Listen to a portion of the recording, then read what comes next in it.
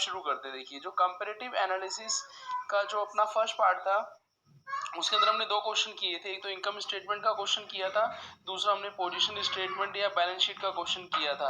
अब जो हम पढ़ेंगे फाइनेंशियल एनालिसिस पार्ट 2 के अंदर कॉमन साइज एनालिसिस के अंदर हम सबसे पहले बैलेंस शीट का कॉमन साइज करेंगे, फिर हम प्रॉफिट एंड लॉस अकाउंट का कॉमन साइज करेंगे। जैसा कि आप देखें यहाँ पे आपको यहाँ पे P&L अकाउंट का कॉमन साइज करना बताया है। पार्ट 2 के अंदर 2.1 के अंदर हम P&L अकाउंट का कॉमन साइज करेंगे और पार्ट 2.2 के अंदर हम जो अपना बैलेंस शीट था उसका कॉमन साइज एनालिसिस करेंगे। तो सबसे पहले हम क्वेश्चंस लेते हैं। देखो common size profit and loss account पर हम एक क्वेश्चन ले रहे हैं और जैसा कि हम देखें क्वेश्चंस क्या है। क्वेश्चन आपको दिया है from the following information relating to Taylor construction limited prepare a common size income statement, कि आपको टेलर लिमिटेड का कॉमन साइज इनकम स्टेटमेंट बनाना है। आपको इनकम स्टेटमेंट दिया है क्वेश्चन में। Income statement as it is हमने आंसर जब हम करेंगे इसको एज इट इज हम कॉपी कर लेंगे कि perform as it is answer के अंदर बनाएंगे। बस डिफरेंस ये होगा कि जब हम कॉमन साइज एनालिसिस करते हैं तो हमने थ्योरी में भी यहाँ पे बताया कि कॉमन साइज एनालिसिस जब हम करते हैं तो कॉमन साइज एनालिसिस के अंदर कॉमन साइज परसेंटेज का एक कॉलम बनता है और कॉमन साइज परसेंटेज का कॉलम जब हम इनकम स्टेटमेंट के केस में रहते हैं तो उसको हम कैसे निकालते हैं। Common size percentage equal to item of income statement divided by sales into 100। यहाँ पे आइटम ऑफ इनकम स्टेटमेंट का मतलब ये हुआ कि कोई भी आइटम हम ट्रेडिंग अकाउंट से भी ले सकते हैं और प्रॉफिट एंड लॉस अकाउंट से भी ले सकते हैं, पर उसका जो हम परसेंटेज लेंगे वो हम किससे लेंगे, सेल से लेंगे और इनटू क्या करेंगे हम 100 करेंगे। आइए हम देखते हैं इसी क्वेश्चंस की हेल्प से हम इसे समझते हैं। हमने क्वेश्चंस यहाँ पे पढ़ा था जो टेलर कंस्ट्रक्शन लिमिटेड का इनकम स्टेटमेंट हमें दिया था। इसमें सेल्स दिया है, less cost of goods sold, profits दिया है, फिर add non operating income, less non operating expenses, PBIT profit before interest and tax दिया है, लेस इंटरेस्ट किया है, पीबीटी प्रॉफिट बिफोर टैक्स दिया है, लेस टैक्स किया है तो profit after interest and tax आपका आ गया। फिर उसमें हमने लेस डिविडेंड किया है और ऐड कैपिटल प्रॉफिट्स किए हैं। ये आपको जो सबसे लास्ट में दिया है क्या दिया है, रिटेन अर्निंग दिया है जिसको हम अनडिस्ट्रीब्यूटेड प्रॉफिट दिए कहते हैं। ये जो रिटेन अर्निंग अनडिस्ट्रीब्यूटेड प्रॉफिट है ये इनकम स्टेटमेंट की लास्ट स्टेज होती है। ये आपको बना बनाया क्वेश्चंस यहाँ पे दे रखे हैं, इनकम स्टेटमेंट बना बनाया दे रखा है, आपको बनाने की जरूरत नहीं है। अब जब हम इस क्वेश्चन का सॉल्यूशंस करेंगे तो सॉल्यूशन में आप देखेंगे हमने एज इट इज परफॉर्मे को नीचे यहाँ पे लिखा है। बस हमने क्या किया है इसी परफॉर्मे में हमने कॉलम ऐड कर दिया गया है, पर्टिकुलर और अमाउंट के साथ एक कॉलम हमने ऐड किया है जिसको हम क्या बोलते हैं, कॉमन साइज परसेंटेज बोलते हैं। तो जैसा कि हम देखें तो हम कॉमन साइज जो इनकम स्टेटमेंट का कर रहे हैं वो हम कैसे करेंगे। हम सबसे पहले सेल्स को बेस मानेंगे और सेल्स को हम क्या लिखेंगे, सेल्स के सामने कॉमन साइज परसेंटेज हमने लिखेंगे 100। इसका मतलब ये हुआ कि हर आइटम की परसेंटेज हम सेल्स से देखेंगे। जैसे हम एक एग्जांपल लेते हैं, नेक्स्ट आइटम है कॉस्ट ऑफ गुड्स सोल्ड और उसका अमाउंट है आपका 1000 जो अमाउंट है कॉस्ट ऑफ गुड्स सोल्ड का उसका हम सेल से परसेंटेज देखें तो फॉर्मूला जो लगेगा आपका वो क्या लगेगा, cost of goods sold divided by sales into 100। तो हम क्या करेंगे यहाँ पे हमने कंप्यूटेशन भी किया है। देखिए हम cost of common size percentage for cost of goods sold सबसे नीचे आप देखें सबसे लास्ट में यहाँ पे एक फॉर्मूला हमने लिखा है। वो हमने कैसे लिखा है, देखो यहाँ पे हमने लिखा है कि कॉस्ट ऑफ गुड्स सोल्ड का जो अमाउंट था वो कितना था आपका, कॉस्ट ऑफ गुड्स सोल्ड का अमाउंट था 1000 है ना, डिवाइडेड बाय सेल्स कितना है 1600 और इनटू 100। तो ये कितना आ गया आपका, ये लगभग आ गया आपका 62.5 आ गया है यहाँ पे। फिर हम देखें ये तो हमने किसका कॉमन साइज परसेंटेज निकाला, कॉस्ट ऑफ गुड्स सोल्ड का। फिर हम देखते हैं कि ऐसे हम ऑपरेटिंग प्रॉफिट का निकाल सकते हैं। ऑपरेटिंग प्रॉफिट कितना है आपका 600 में हम डिवाइड करेंगे सेल्स कितना है 1600 तो कितना आ जाएगा 37.5% आ जाएगा। कहने का मतलब ये हुआ कि जब हम इनकम स्टेटमेंट का कॉमन साइज करते हैं तो हर इनकम के आइटम में हम सेल्स का डिवाइड करते हैं और इंटू 100 करते हैं।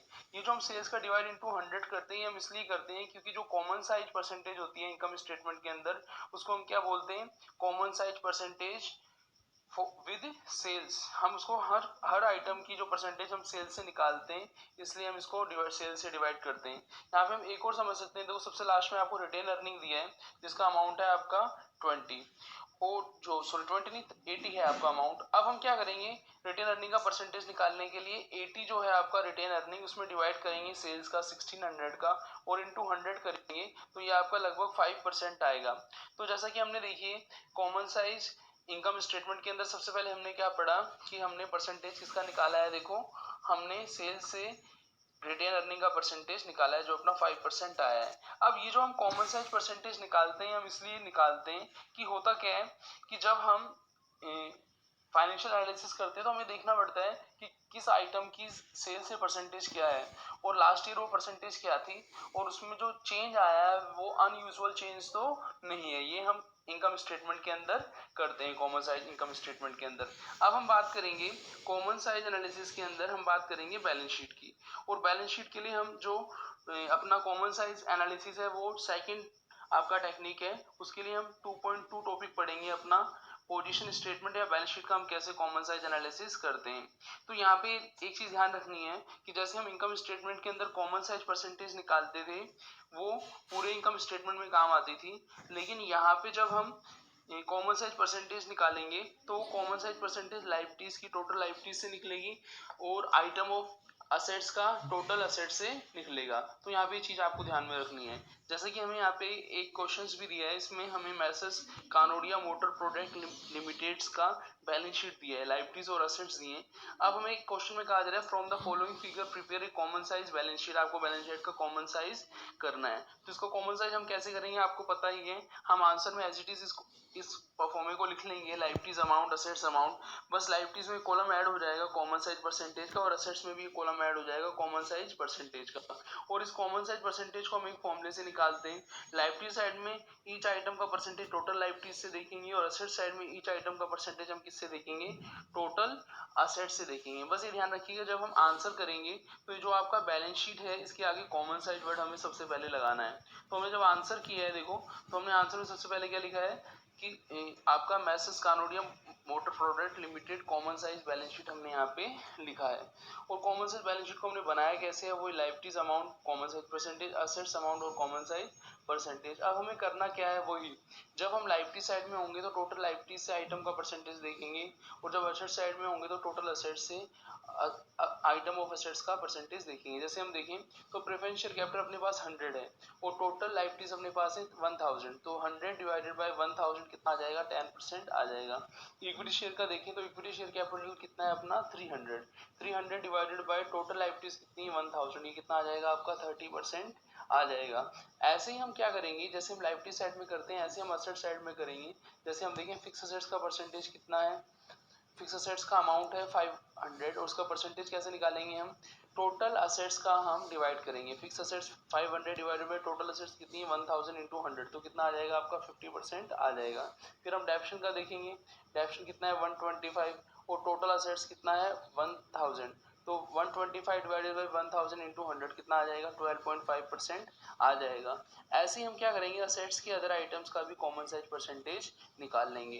तो हमने जो कॉमन साइज एनालिसिस पढ़ा है उसके अंदर हमने दो चीजें पढ़ी हैं, तो इनकम स्टेटमेंट का कॉमन साइज करना और दूसरा बैलेंस शीट का कॉमन साइज करना। यहाँ पे कॉमन साइज टेक्निक को हमने पूरा किया। अब हम लेंगे जो थर्ड टेक्निक है वो है ट्रेंड एनालिसिस। जैसा कि नेम से क्लियर हो रहा है कि जब हम ट्रेंड पता करना चाहते हैं तो ट्रेंड का एक फॉर्मूला रहता है। ट्रेंड का फॉर्मूला क्या रहता है, आपको परसेंटेज देखना पड़ता है कि प्रीवियस ईयर से करंट ईयर का परसेंटेज कितना इंक्रीज हुआ है। एक छोटा सा एग्जांपल मैं आपको दे देता हूँ। सपोज मान लीजिए हम एक नॉर्मल, हम ये एनालिसिस कर रहे हैं कि नॉर्मल ये है कि first year second year third year एक स्टूडेंट की हमने परसेंटेज ली, उसकी मान लीजिए फर्स्ट ईयर परसेंटेज है आपकी 80% और सेकंड ईयर परसेंटेज है उसकी 88%। तो कहने का मतलब ये हुआ कि जो फर्स्ट ईयर परसेंटेज है और जो सेकंड ईयर 88% है उसमें जो 8 इंक्रीज हुआ है वो प्रीवियस ईयर का कितना परसेंट है, यही आपका ट्रेंड कहलाएगा।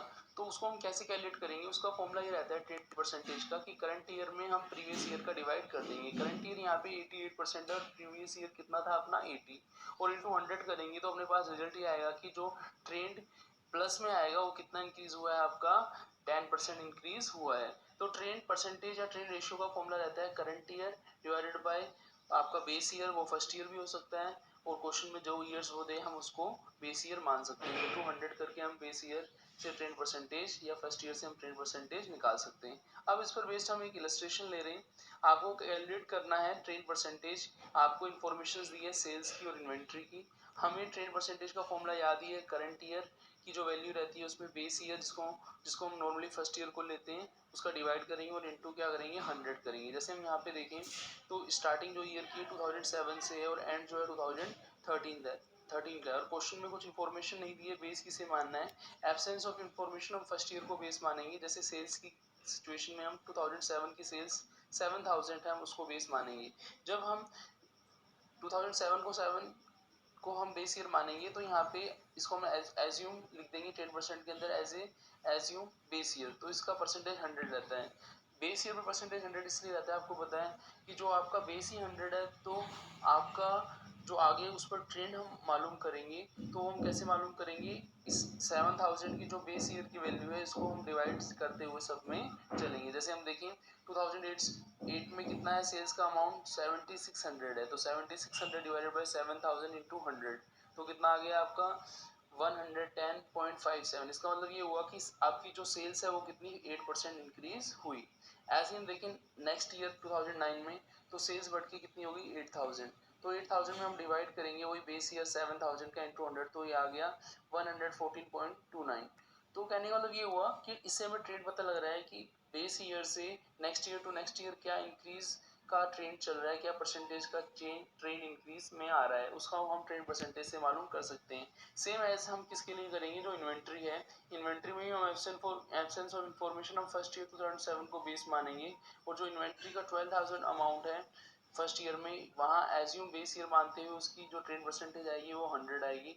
और आपका सेकेंड ईयर ऑनवर्ड्स, जब भी हम जैसे सेकंड ईयर का, थर्ड ईयर का, फोर्थ ईयर का परसेंटेज निकालेंगे, तो फर्स्ट ईयर की जो इन्वेंट्री की वैल्यू 12000 है उसका डिवाइड होगा और इंटू 100 होगा। जैसे हम देखें तो सेकंड ईयर में वैल्यू है इन्वेंट्री की 20000, तो डिवाइडेड बाय हम करेंगे फर्स्ट ईयर की जो वैल्यू है बेस ईयर की 12000 है, इंटू 100 करेंगे तो कितना आएगा 1.6667। फिर हम बात करेंगे थर्ड ईयर की, थर्ड ईयर में भी ऐसा होगा, जो आपकी वैल्यू आएगी थर्ड ईयर की 25000 है, डिवाइड करेंगे वही बेस ईयर फर्स्ट ईयर का 12000 का इंटू 100, तो कितना आ जाएगा 208.33। तो ये जो हम निकाल रहे हैं कैलकुलेशन करके, ये अपना ट्रेंड परसेंटेज है। तो यहाँ पे अपना जो ट्रेंड एनालिसिस है वो भी आपका पूरा होता है।